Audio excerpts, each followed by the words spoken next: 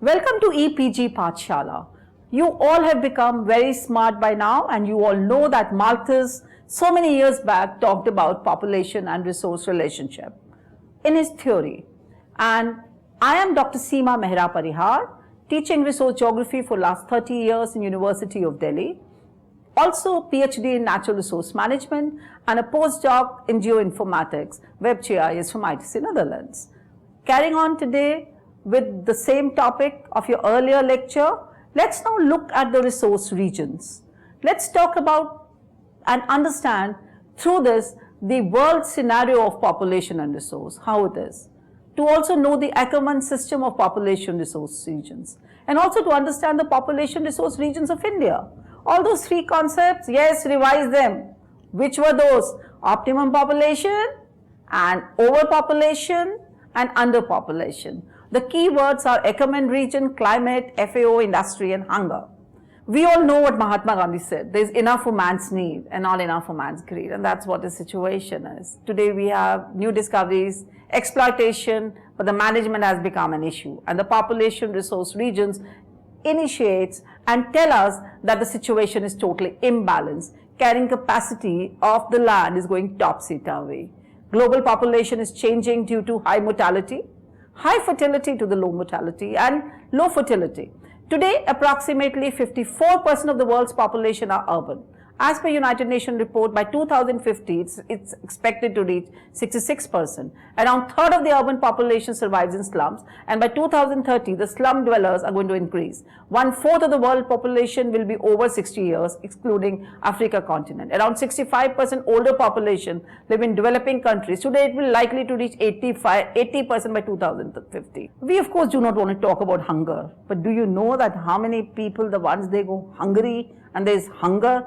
It's estimated by United Nations that development goals of 2015 slightly moving towards it, but we need to end hunger, achieving food security and improving nutrition and promoting sustainable agriculture. But this is not happening. The largest number of world population suffers from hunger due to the lack of resources or overpopulation. Total 795 million people, it means 1 in 9 people in the world do not have enough to eat. Imagine if there are 20 of you, the ones who are watching this program just now, 1 in 9, 2 people would go hungry. Stop and pray that nobody goes hungry. 98% undernourished people of the world live in developing countries. Asia have worst hunger, 525.6 million people, following the sub-Saharan Africa, 214 million, and Latin America and the Caribbean, 37 million. 60% hungry population in the world are women. About 50% of the pregnant women suffer from lack maternal care, resulting in 300,000 maternal deaths annually from childbirth in developing countries. What happiness we are talking about? In the developing countries, 1 out of every infant who is born with low birth weight. And this is something which is so sad. Prevalence of undernourishment, in case if we look at it, at 1990 to 1992, in developed countries, it was less than 5%. Developing country, it was around 24%. Of course, we should be happy with the idea that today it's got reduced. Developed country remains same as 5% and developing country 12.9%. But we should not be happy. Why we should not be happy? Because the population base has increased, absolute base has increased. And we are talking about in this year, 2017, we are talking about hunger, undernourishment. Isn't it sad? What are the impact of the climate change on the resources is another thing that's making us weak. Monocultures are weakening, biodiversity is going topsy-turvy. Of course, we need to decrease the population growth. And by now we have understood this. How can we do it? By increasing income, improving literacy rate, diminishing infant mortality, empowering women by giving them education, urbanization, family planning practices. All this will add and will help us in reducing the number of people who come to this world. And of course, all of the facilities which are around us need to be corrected, checked and given. About 40% of agricultural land is moderately degraded and 9% is highly degraded. Global crop yield by as much as 13% is there. So without sufficient nutrition, shelter, water and sanitation produced by more intelligent human nature, symbiosis increase migration. And so now what is the problem? The problem is again conflict. Enough people not having homes, and the poverty and the poor people are also called, so-called environmental refugees are also there, which are there. In earlier times we were talking about war refugees, and today we are talking about environmental refugees. So please remember that there is an issue and we need to work and we all need to join towards it. Once thought to be a problem that urbanization was a problem, but sometimes some people say that it may not be such a big problem because it may be providing people urban housing, water supply, good conditions, sanitation and other urban structure needs are there which are so very important and which is happening. And this may help us in reducing the economic burden on younger generation and to keep up living standards. People will work longer, create many forms of work, part-time work and job rotation. So what will happen? At least these urban spaces are providing financial help for people to go in and buy food, clothing and shelter. So that's a good thing which the technology is helping for. Nanotech reduces material consumption per unit of output, again a good sign. Increasing utility and durability is again expanding. ICT is more optimally matching the needs and resources worldwide in real time. Better rain-fed agriculture systems are there, irrigation management practices are there, genetic engineering is again helping us in growing crops in a much more better way and in large quantity. Currently, agriculture uses 80% of arable land in developing countries, of which 20% is irrigated. Massive efforts are required to maintain fertile cropland, gap of 60% if you remember this data. Demand for animal protein may increase 50% by 2020. Triggering massive investment into genetically modified food, aquaculture, stem cells for meat production without growing the animal. That means there's too much we still need to do. Even today, and some people say that there's enough, for enough, by enough, but again we need to work towards it. We need to work in finding solutions. We have understood that the situation is dismal. And policy makers, thinkers, decision makers have to think of situations where we want the world to be ultimately a happy place. World to be without any divide of rich and poor. But if forget about the rich and poor, you will agree with me, at least there should be nothing written on this slate called hungry. Hunger should not be there. Population and resource regions, we need to find out how are they there. And for this, I would like to talk about Ackermann regions. So now you remember the name of Ackermann. Ackermann said population factor, resource factor, technology factor is the one that decides on that which region is how. And he said that among that, the most critical is technology. Technology is related to culture. As in the United States and Europe, the resources and prosperity are at adequate thought, though not necessarily at the optimum level. Ackermann, while using the three factors of population, resource and technology, PRT, puts greater emphasis upon the technology, as I said before. So now there are 5 broad population resource regions of the world, as drawn or delineated by Ackermann. One is, there is United States type technology region, then source area of high population resource ratio or the European type, technology deficient areas of low population resource ratio or the Brazilian type, technology deficient areas of high population resource ratio, the China or Egyptian type, and technology deficient areas possessing a few food processing resources as the Arctic desert type. And this is something which is definitely there. So you have these 5. So now let's go through each one of them. The first is United States type, and these cover large territories that are well stocked in terms of known or potential resources. Isn't that the reason why all of you or many people would like to go and settle in United States? The population of these regions also is not very large. Mostly these have small to moderate population. Technologically skilled persons are in abundance, not only for the national territory but also for export to the technology deficient areas. The society is well equipped with social and technological means to maximize the national as well as individual affluence. By virtue of their extensive territories and general physical resources, These regions are able not only to create lofty social and economic estates within their own terms through virtue of their political and commercial arrangements, but other countries also look up upon. Moment you talk about the big country, the idea that you have is United States and the related one, where you have more resources, more people who are technological driven, but less population, and can also have more people added to it so that they can expand. In this nearly ideal concurrence of factors, though the economy had developed rapidly, it has caused irreparable damage to the habitat due to the destructive manner in which the people of these regions have used their own as well as outside resources, especially the soil, forests and grassland minerals, and so on and so forth. The countries included in this group are United States, Canada, Australia, New Zealand, part of Russia, more recently settled central and the eastern parts, and Argentina. United States type population, resource and technology relationship is the most recent of the type, and it did not exist about 100 and 150 years ago. Most of these countries were Brazilian type before gaining their present status. Of course, everybody would like to be in United States type of the category. Let's come to the second region, the European type. These regions could also be termed as elite regions. Here the territories are small, resources are limited, and the populations are larger in comparison to the United States type.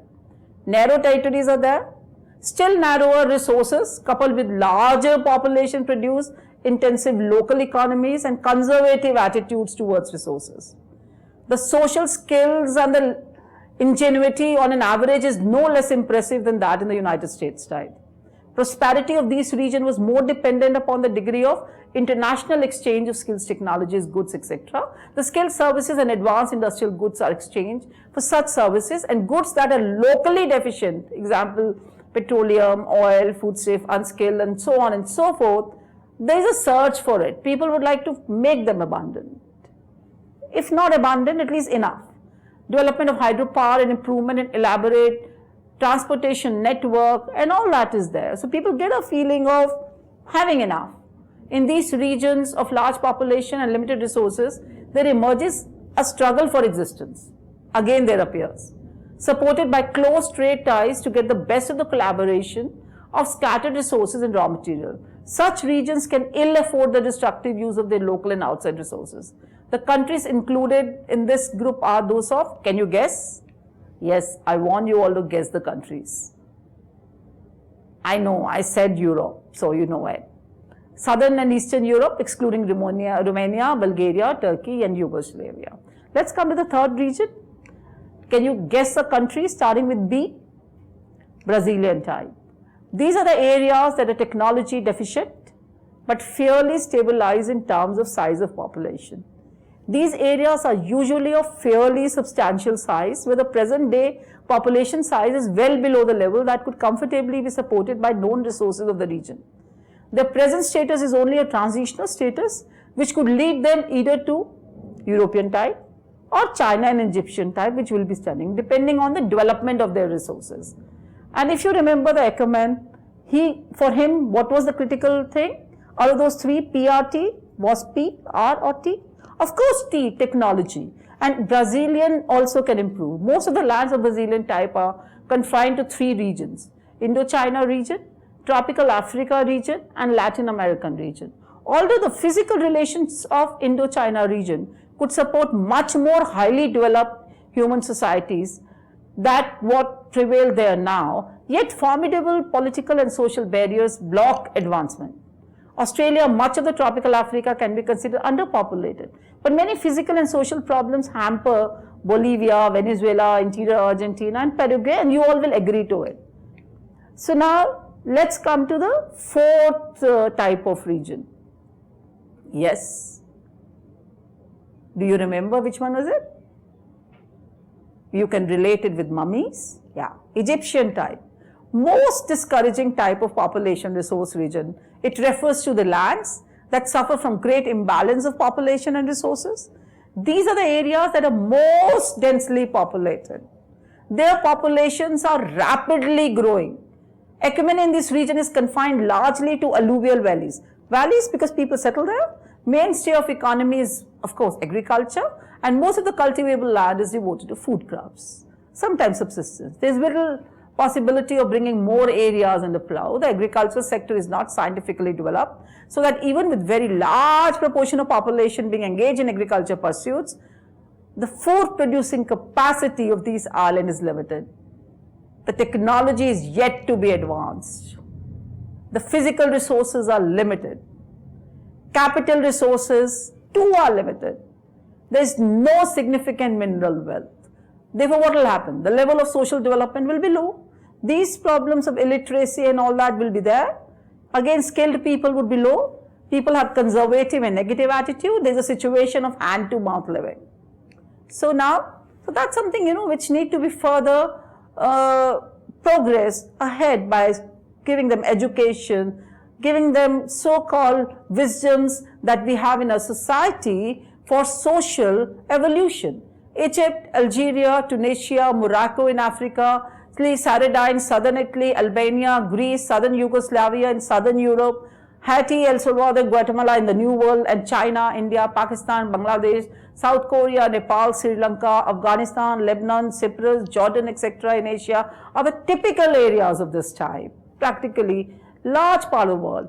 So now let's come to the last region, Arctic desert type. This category of population resource evinces little interest among population geographers due to obvious reasons.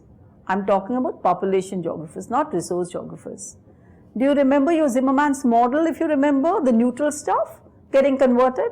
So this is the place, for me, in case if I look at it, is a place with a lot of neutral stuff. And again, carrying capacity also is something, because today you have borderless world. There's no land that's mine or yours or anybody's. Today in this borderless world, we all can have movements. And I see it as a space where you have a lot of scope. But let's see what Eckermann had to say. So now let's think about that. We're talking about this region. These are fairly extensive areas which have remained entirely uninhabited due to excessive aridity or cold physical isolation, remoteness, or inhospitable terrain. There are other no settlements at all, or at best these are the homes of small marginal groups. But the question is, can new technologies can make these spaces where people can survive and live and feel happy with? Yes, we are knowing that new things are happening. Their significance at present lies in the abundant supply of raw materials. Mineral ores, fuels, furs, marine life and hydroelectric power potential is there. However, unforeseen technological advancement in the coming years may enhance their importance significantly, and I am looking forward towards that. Entire Antarctica and Greenfield are the major areas of this type. Greater parts of the Northern America, much of the Northern Eurasia, and the island north of this continent also fall in this category.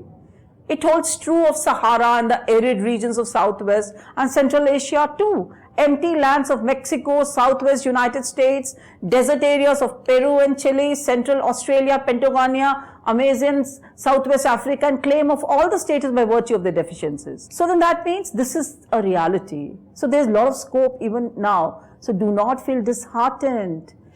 But now let us see about the population resource regions we have seen of the world. Let's come to India. So in this section, we are going to talk about population resource regions of India. There has been identified 19 population resource region in this country on the basis of population resource, population growth, resource potential and levels of socio-economic development.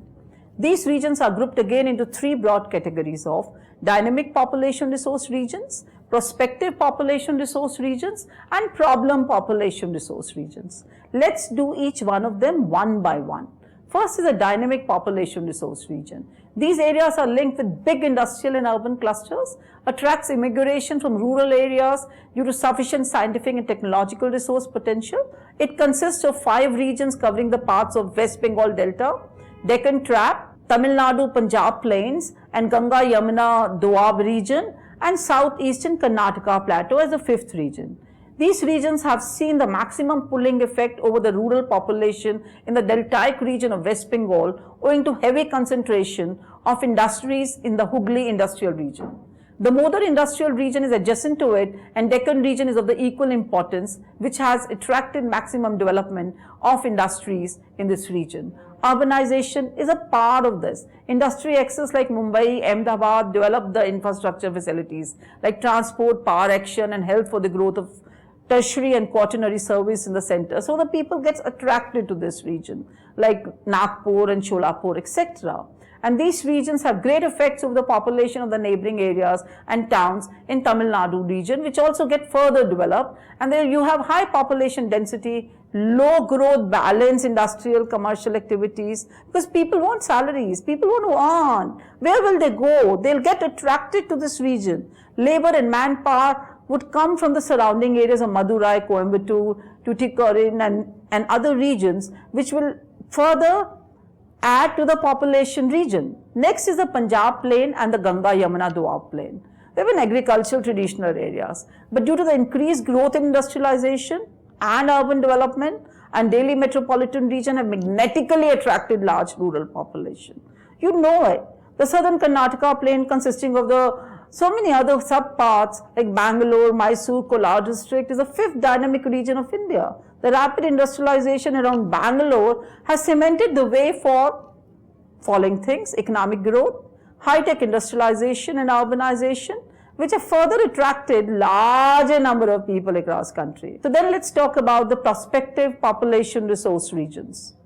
The socio-economic restrictions obstructed the utilization of rich natural resources. We all agree. Due to this, the scattered patches, whichever are there in India, with some industrial centers, have emerged in recent years. And there are three regions included in this group. These are the northern eastern region consisting of 17 districts of Madhya Pradesh and Chhattisgarh, 6 from Jharkhand and 7 from Odisha, is the richest mineral bearing area of the country. It has vast reserves of coal. That means, what I'm trying to tell you, this is a region where you have natural forest wealth. You have natural minerals, but they are not being fully utilized. There is also rich, so that means this rich resource base also is getting not underutilized. And plus, so what is happening is that there is a need to increase or accelerate the process of economic development in this region. Then there is another such prospective region in Malwa Plateau region of western Madhya Pradesh, which is lagging behind in economic development, despite rich resource base, which is available there. You have copper, zinc, lead, limestone, and so on and so forth. But again, it is less developed. Industrial development in this, just in the initial stage, juvenile stage you can say, and centered around cities like Indore, Gwalior, Bhopal, Jaipur, Jodhpur, and so on. Western of the southern Karnataka plateau is another third region which falls into this.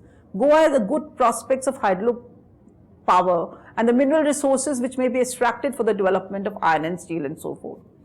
Brahmaputra Valley is another part which has sufficient potential for industrial development due to the availability of the petroleum, coal and rich forest resources. Most of the laborers who are working in petroleum refining industry, construction work and agricultural operations get attracted to this region and make the region of Uttar Pradesh, Bihar and West Bengal attractive. Then by now we have seen that there are some regions where people are getting less. So now the third region is problematic population resource region. And of course we will not like to study that. But this category includes 9 resource regions with different physical-cultural background. These areas are characterized by unfavorable population, resource balance and hence offer little opportunity for development. While some of these regions suffer from the problem of overpopulation and have now reached the saturation point, and other possesses the meager natural resources to obstruct the process of development. In some of these regions, the environmental restrictions, lack of infrastructural facilities and combined with paucity of skilled laborers and uneconomic utilization of resources are major obstacles in the path of development. Kerala coast, Odisha coast, Middle Ganga plain and Lakshadweep group of islands are included in first category, where high population density is the main cause of poverty and deprivation. Konkan coast of Rajasthan, just remember that. Arid plains suffer from resource crunch also. Because population clusters are so many. Hilly areas, northern western Himalaya, eastern plateau and Andaman Nicobar Island are included in the third category, where undulated dissected topography and thin soil cover provide fewer opportunities for good agricultural harvest. Rugged topography and limited development of transportation have restricted the utilization of hydel for mineral resources of the region for economic opportunities. Owing to unable or the bad conditions in this area faces serious problems for resource development. Population resource regions through such regional disparities are likely to be emphasized in futures. Dynamic resource regions offer greater possibilities for attracting migration. The problem of region putting the challenges to the planners and policies, and we need to work towards it. We need to devise the new strategies to accelerate the pace of reference in these regions. So what have we learned now? We have learned that the diversity exists in the world. There are so many people, even today, forget about the numbers, forget about the numeric numbers. What we find that there are regions which need to be developed. There are regions which are difficult to develop. There are regions which have luxury of natural resources, but technology has not reached there. So that means what we see around us, let it be if we read about the Ackermann's region, or we look at the potential regions or the dynamic regions in the context of India, what we find is that situation of all these population resource regions is not so positive. We all have to see to it that we all, each and every citizen in this country, every person who has come to this world remains happy, and we could also give them, in case if we want to spatially find and create homogeneous regions, all those homogeneous regions, or let it be heterogeneous also, let it be those islands also, they all should be the one where all the facilities are based. But of course, disparities will be there. But the policymakers, if you are listening by any chance, please take care of all of us. We are here only with a lot of hope that we'll find ways where we'll make this world a happy place to live in. And there'll be no person who will leave this world or who will go hungry or sleep without a single morsel of food in his or her mouth. Thank you. Please help each other. Yes, the world needs it. Thank you.